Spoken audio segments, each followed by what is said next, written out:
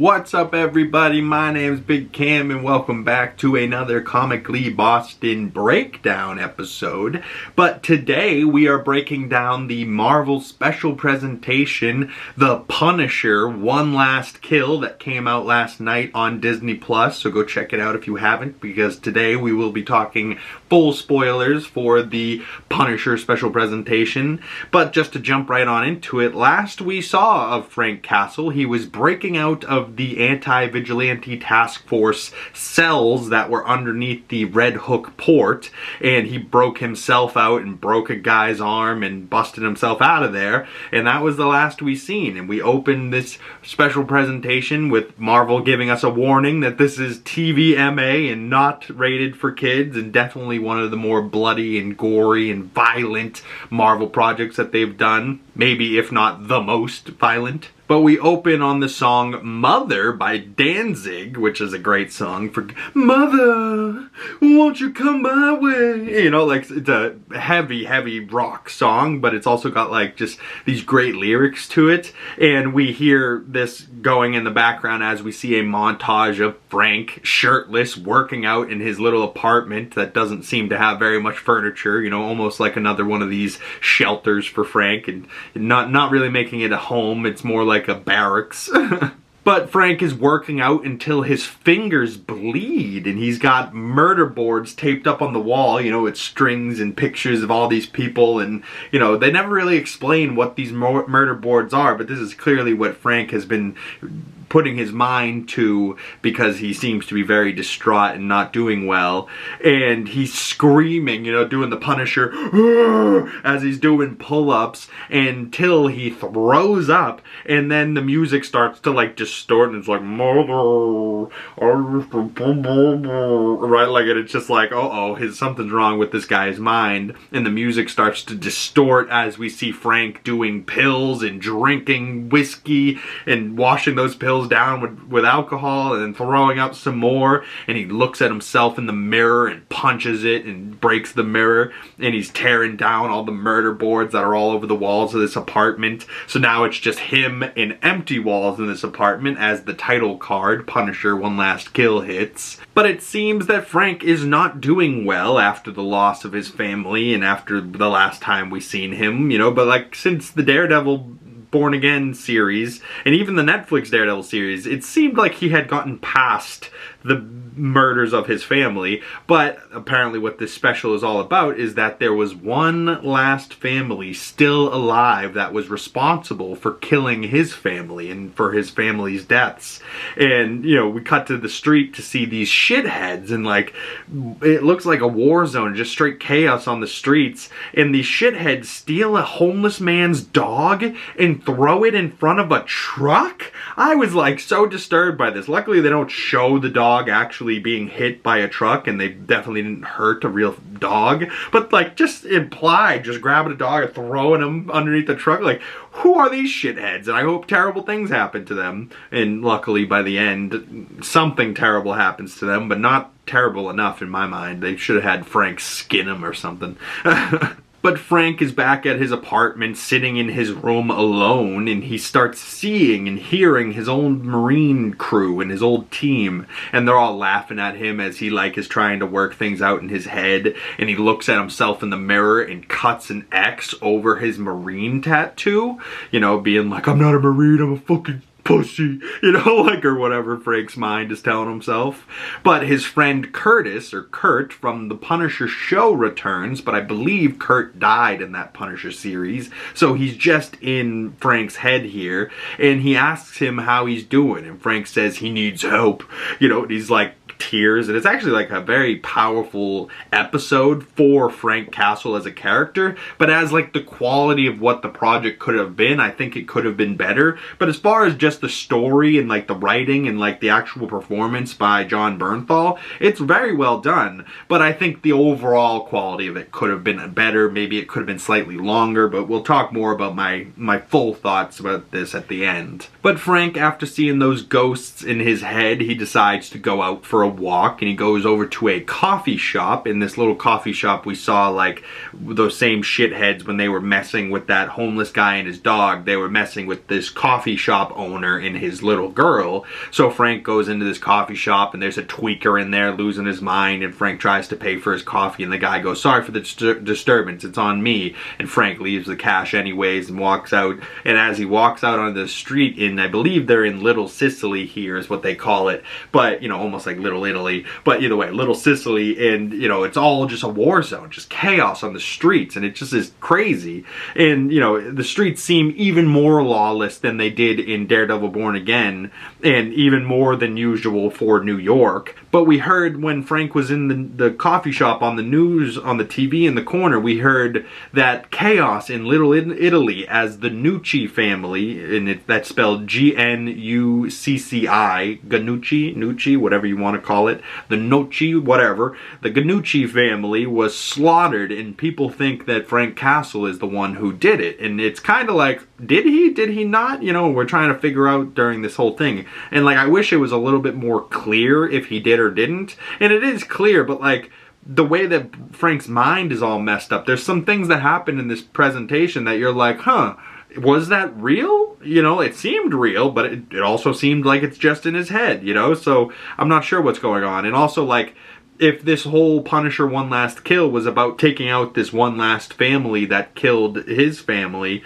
why didn't we see any of that? You know, they kind of showed it, but like, they should have showed it, you know what I mean? Like, they kind of made the story about him currently rather than the whole, like, I wanted to see how he got to the point where he was fed up and he found out that those family is still alive and whatnot, you know? Like, I don't know, I wanted to see more from this. But we see Frank go over to visit his family's graves, and he's gonna kill himself while sitting there. He's like talking to his daughter, and he pulls out a gun like he's about to blow his brains out. And it's like a horror show for Frank, with all of these memories flashing back of his family. And, you know, he's seeing his daughter with blood in her gut, his son with blood on his temple, his wife on like the merry-go-round, and like one of the horses on the merry-go-round, and blood gets splattered onto it. You know, so these are the things that Frank is remembering about his life, and like, you know, he's traumatized about it, and he pulls out a gun and he's about to blow out his head right at the, you know, cemetery, right with his family, you know, at their graves. But he opens his eyes and he sees his daughter and hears his daughter right in front of him, and he like, "Oh baby," oh, and she's like, "What's wrong, daddy?" You know, and he like kind of puts down the gun, and like as he puts down the gun, he literally looks away for like half a second, literally looks down and looks back up, and she's gone, and he's like, "No, no, no, you know, he's doing that, no, no, no, no, no, no, no, no, no, no, no, no, you know, that Punisher meme. No, no, no, no, no, no, no, no, wait. But like, the poor guy, like, you really feel for Frank in the loss of his family. But this whole, like, Frank really dwelling on his family's loss and stuff, this feels like the Punisher Netflix series Punisher. This didn't feel like the same Punisher that broke out of that cell at the end of Daredevil Born Again Season 2. You know what I mean? But maybe it is the same, and they don't exactly say when this is set, but it seems like this is set before Daredevil Born Again Season 2, and then by the end it's maybe right after Daredevil Born Again Season 2. But there was nothing necessarily that said that this was set, you know, before or after Daredevil. There's nothing that necessarily ties into Daredevil Born Again, and there's nothing that necessarily ties into the next thing we're going to see him in Spider-Man Brand New Day. So I would have maybe wanted a little bit more connections there, but, you know, trying to grade the project for what it is instead of the things I wanted, you know what I mean? But so Frank is now all distraught and, you know, upset with himself, but he leaves his family's grave without killing himself. And as he's walking back, he sees Kurt's ghost, and he's in Frank's head, and he asks Frank, "You think God is gonna forgive us for the things we've done, Frank? I'm not sure about me, but you ain't got a fucking chance." And Frank doesn't smile, and he's like, "Oh, no smile? I see you're on your sad sack bullshit. What's your purpose now, Marine?" And as he like says it, he turns around and Kurt's ghost is gone. You know, so Frank's trying to find his new purpose, and you know, the only thing that he can possibly think of is living for his family, but his family's dead, so now he wants to kill himself, you know, but he's got to find a new purpose and a new reason to be the Punisher, you know? And Frank then sees a darker version of himself, all in the Punisher outfit and garb, and it almost looks like, you know, the devil is walking by Frank as he's like the angel or whatever. But like, you know, it's like the good versus the bad Frank, and he walks by and he like stares himself down, but as he looks back, the bad version's gone and it's all in Frank's head. And I was like, oh, little shots like that throughout this episode. I was like, ooh, little, you know, kind of creepy. I would have wanted to see maybe a little bit more of this from Frank, you know, and maybe this could have been a Punisher series rather than just a one-off episode special presentation. When Frank arrives back at his apartment complex, the car that was following him, we see a woman in a wheelchair was in it, and it is Ma Nucci, and we see it was Frank who killed her husband and 3 sons, right? So the murders that we saw in the news was actually Frank, but Frank forgot to kill her, so she spits in his face, and she's putting a bounty on him, and everyone's going to be coming for him, and all these, you know, chaos in these streets, all these people that are murderers for hire are going to be coming after Frank, and Ma Nucci says that she's the one doing the punishing now, and she rolls away in her wheelchair and flips him off, saying, "I'm gonna watch you die, Frank," and I was just like, huh, and like the little couple of scenes that Ma Nucci was in, I wish we got to know who or what her character was a little bit more. You know, I wish we got more from what we saw. You know, it just felt like every scene was a little bit too tight for me. I wanted a little bit extra from every scene. But so Frank goes to his apartment and he sees Karen is there, and he's not quite positive if she's there or not, and he asks her, you know, "Are you real? Are you here?" And she hugs him and she says that she is real, but it also then kind of cuts away and seems like he's there alone. So like, Frank's like out of his mind, but also then she asks Frank what time it is, and now Frank is out of time as the guys show up for him, but they are idiots and they go in the apartment across the hall and they start attacking this mother and child for no reason. So they pour gasoline under his door and they light it up and it starts to burn into Frank's apartment, and he's standing there getting more and more angry, but he hears the little boy across the hall calling for his mother, and then it turns into daddy calls as he remembers his son, you know, in the whispers in his head that he told Matt in season 1 of Daredevil Born Again. "I hear my son telling me, 'Get him, Daddy.'" You know, so he goes and gets him, Daddy. He lets out a Punisher roar, and as he starts to get on fire and his apartment door is on fire, he charges through the door that's still on fire, and he's still on fire, breaks down the door, beats up these guys, protects the mom and son across the hall, and, you know, it's just funny as hell the way that, like, "Daddy," and he's like, "Ugh," you know, like, just becomes the Hulk, but he's the Punisher. And as Frank is killing these guys and protecting the mother and her son, La Vie en Rose by Louis Armstrong plays, and then we get like a montage as this plays in the background, and Frank sees the rest of the apartment complex has turned into a war zone of all these bounty hunting guys looking for Frank, and he starts killing bad guys, throwing one off of the balcony, which looked like a real shot that he like tossed this guy off the balcony and pretty much would have splatted down onto the ground, but a wire or a descender probably stopped him, but they cut away right before the wire, you could see, you know what I mean?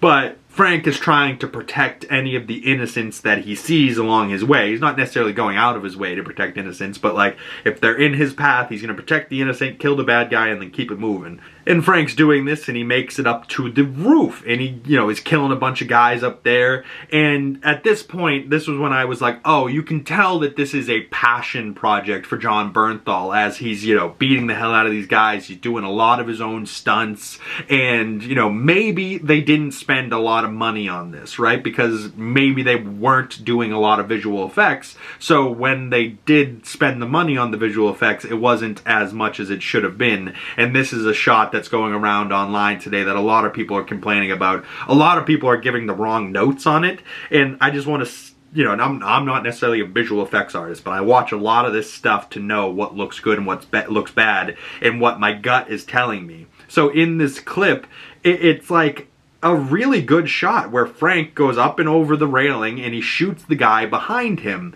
And you can see how it's really Bernthal diving backwards and shooting the guy, but the same type of thing where he threw the guy off the building in the last clip and the descender probably stopped him. That's probably what happened here. Frank goes off, you know, the real Jon Bernthal goes off. They use a descender to stop him, and then it looks like in this next shot, you know, like he shoots the guy, and when they cut back, it is not Jon Bernthal, and it doesn't look like a real shot either. It looks like a full CGI digi-double that they switched into. And even if they did a real thing where the guy crashed into the thing, I would rather see the stunt double's face for a half a second than see whatever CGI bullshit this is. And it just looks so unnatural, the movement on the thing, and then it just switches back into Jon Bernthal then laying on top of the thing. And we all understood what they were going for, but that shot looked so video game graphic CGI that it took me completely out of the shot, and it just is a shame because one of the best shots in this entire thing is him diving off that roof and doing that backward shot. And honestly, I would have rather just seen the chaos and the crumble on the ground in the aftermath of it. I didn't necessarily need to see that shot of him landing on top of that,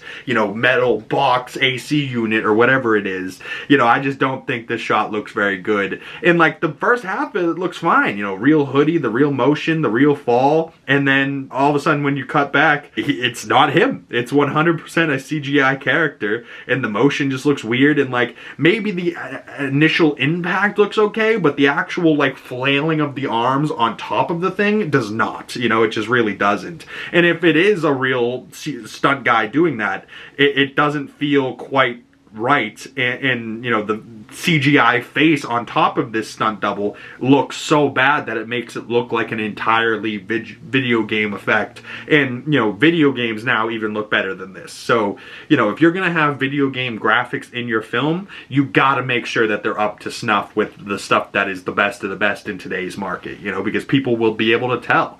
And even if they're not giving the right notes and they're saying, you know, whatever bullshit, this looks terrible, there is something to that where if it looks bad and everyone's saying it looks bad, guess what? It looks bad. You know, and I don't necessarily, like, I'm not an expert, but I know what my gut tells me, and my gut tells me something's wrong here. So that's all I gotta say about this bad shot, I guess. But it's not necessarily bad. It just needs, you know, it needed more VFX time. It needed like maybe a couple extra $1,000 thrown at this one shot. And this was really the only shot in the show that looked bad like this, you know? So it's a shame that this is the one thing that people are gravitating towards to talk shit about. But so as Frank jumped down to that lower unit, he gets surrounded by more guys, and he has to jump off the roof, and he breaks through some scaffolding on the top layer that's right off the building there, and he busts through the top layer of scaffolding. He lands on the second, but then he sees a guy about to jump off of the roof and pretty much do a WWE body splash on top of him,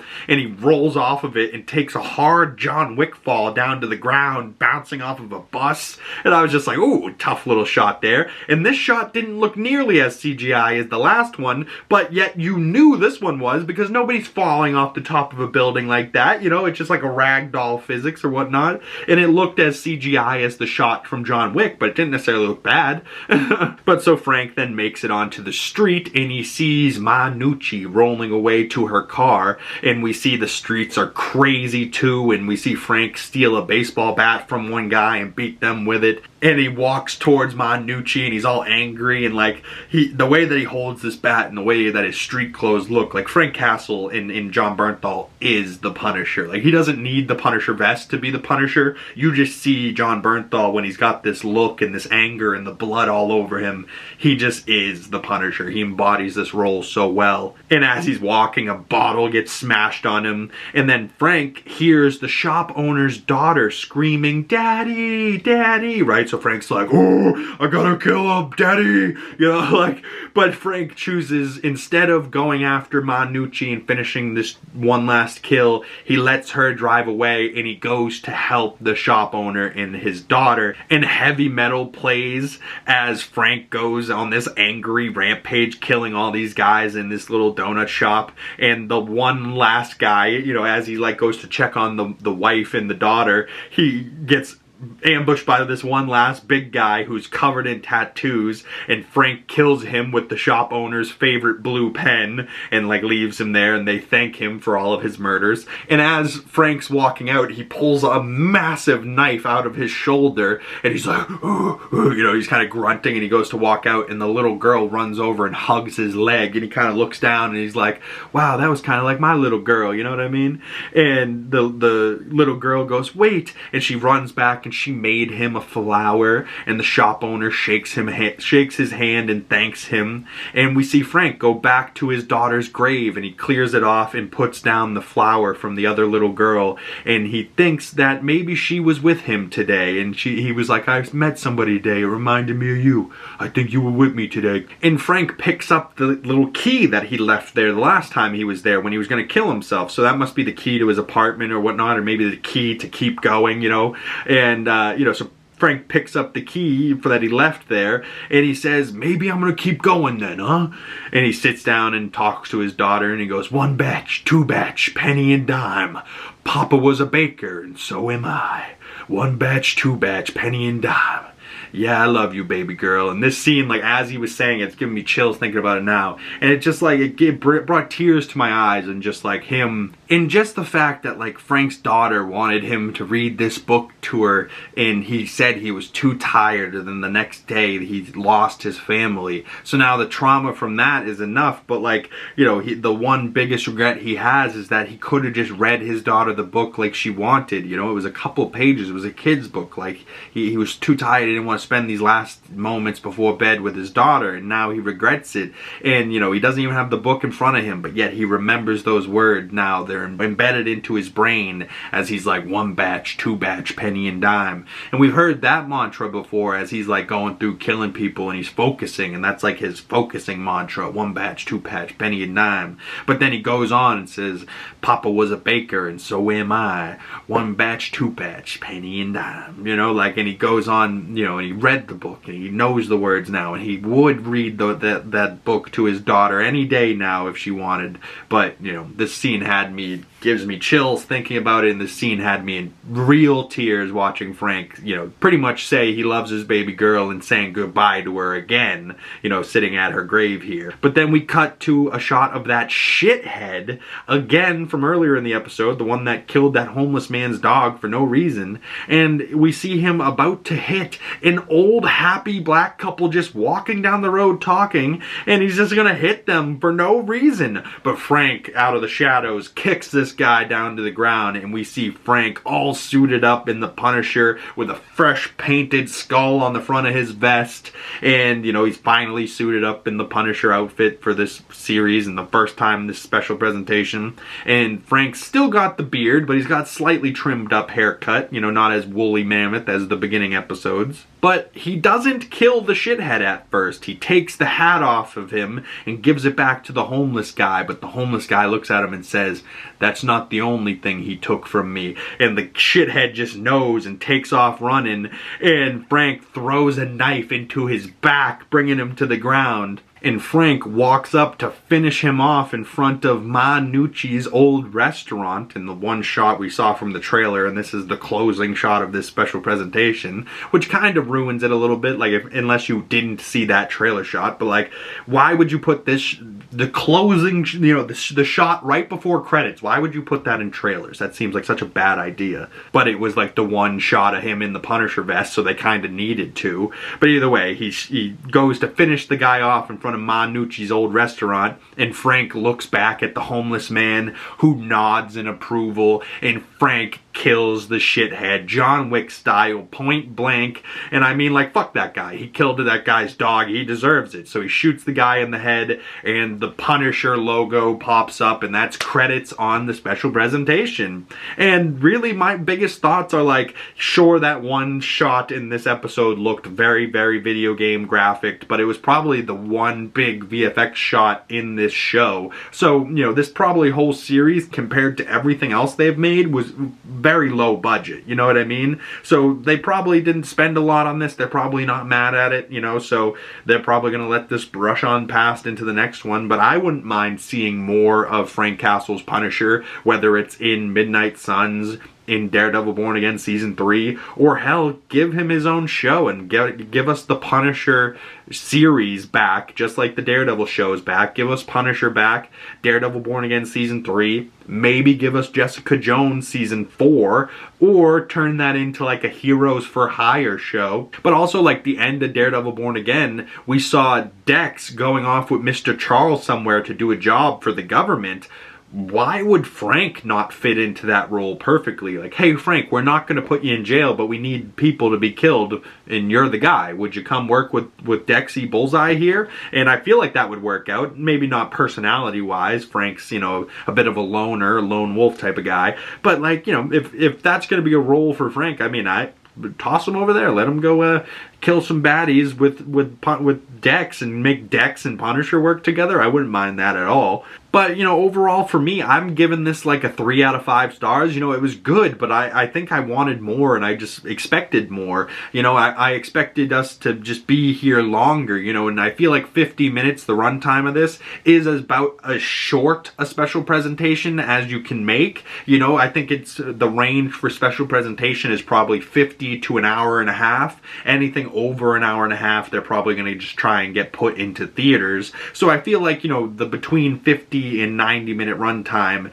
is the appropriate amount of time for a special presentation. Maybe this should have been like an hour 10 minutes, and I definitely would have rather seen Ma Nucci, you know, and what her whole deal was. Why is she threatening Frank? What is the whole deal? I would have rather seen a lot more of that relationship, and like, why is she sending these guys after her, after Frank, and why does she have so much money to be able to pay this bounty to all these people? You know, like, I don't understand like her whole deal with this, and like, unless that's like a whole comics thing, which I'm sure it is, but like, normally the live action stuff in the comics aren't necessarily related. So if you want us to find out Ma Nucci's story from the comics, why would you give us fractionally nothing of her in this special presentation? And, you know, it felt like this might just be a one-off from her and we'll never see her story ever again. But, you know, maybe she ends up being tied into the Daredevil Born Again Season 3, or maybe the Punisher gets his own special presentation or whatnot. But I would have really liked there to be some connection between where we last saw Frank at the end of Daredevil Born Again Season 1, breaking out of that cell. You know, I would have rather seen some more of that. I would have rather seen Frank in Daredevil Born Again Season 2, and I would have rather seen Frank, like, at the end of this, how does he end up meeting Spider-Man with a shaved face? You know, like, I wanted a little bit more connection between the last time we seen him and the next time we're going to see him. And if that's not what we're going to get, maybe you could have thrown in a little bit more references to Daredevil Born Again Season 2 so we know when this special presentation is set. But, you know, overall, I'm still excited to see Frank in Tom Holland's Spider-Man, especially with the relationship those two have in real life. You know, I'm definitely excited to see that in the new Spider-Man Brand New Day. But it just doesn't make a whole lot of sense to me that, like, what is this special presentation? Like, who was wanting this, you know, unless this is literally just a passion project for John Bernthal, and, you know, it was real cheap for them, and it was just something John did to get this out of his mind, you know, and I really appreciate it for that. But there is some problems with this, and anybody that says that this is perfect is just flat out wrong or lying. And, you know, I just feel like there was more I could have gotten out of this, you know. I definitely liked it, but I wanted more, was my biggest complaint on this. And just to end it out, the poster here that we have from this Punisher special presentation, the last one that they put out here is Frank in his trench coat and his, you know, vest and his big bearded look and long hair. And I think Hot Toys is going to be putting out a new Punisher from this special presentation, so I will definitely be pre-ordering that, especially to go with my new Punisher, or the old Punisher that I just unboxed last weekend. So go check that out if you haven't. I definitely want to have an updated Punisher figure, especially with the modern technology and a newer head sculpt with the beard and the longer hair. But Jon Bernthal is this character. I don't think anyone else could play him, even in his street attire. Like on this other poster, he just looks like the Punisher. He's such a badass, and I would rather see Charlie Cox's Daredevil and Jon Bernthal's Punisher until both of them are 90. You know, like there's no reason we can't see them unless their character dies, you know what I mean? But then these other two posters, we got the Punisher and then this one that says One Last Kill. May 12th is when this came out, so this came out yesterday. It's streaming on Disney+. Go check this out if you guys haven't. And yeah, you know, being called Punisher One Last Kill, I expected to know much more about what that one last kill is. But at a certain point, beggars can't be choosers, and you know, we're talking about little nitpicky stuff that we're not liking at this point, and the overall thing, it's pretty damn good. It just kind of left me with like a, huh? Why? Could we have gotten more?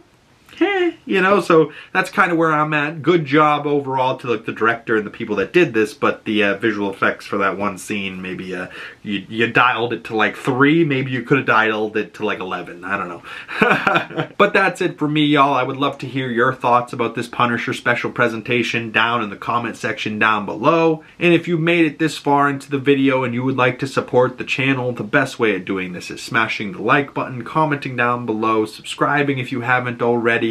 Follow my other social medias, links for those down in the description below. And if you don't want to miss the next Comically Boston breakdown episode, make sure you guys hit that bell so you don't miss the next Marvel breakdown, whatever that entails, whether it's Spider-Man Brand New Day or X-Men 97 Season 2, whatever comes out next. But there will also be plenty of stuff coming down the road in the future, so stay tuned for that, y'all. Make sure you guys hit the bell so you don't miss when future videos drop. Once again, my name is Big Cam. Thank you guys so much, and I'll see you gorgeous folks in the next video. Peace!